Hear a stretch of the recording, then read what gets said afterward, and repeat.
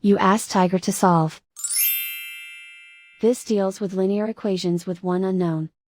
The final result is k equals -923/371. Let's solve it step by step. Isolate the k. Multiply both sides by inverse fraction 7/53. Group like terms.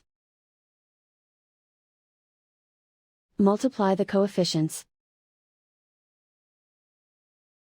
Simplify the fraction. Multiply the fractions. Simplify the arithmetic. And so the final result is k equals -923/371.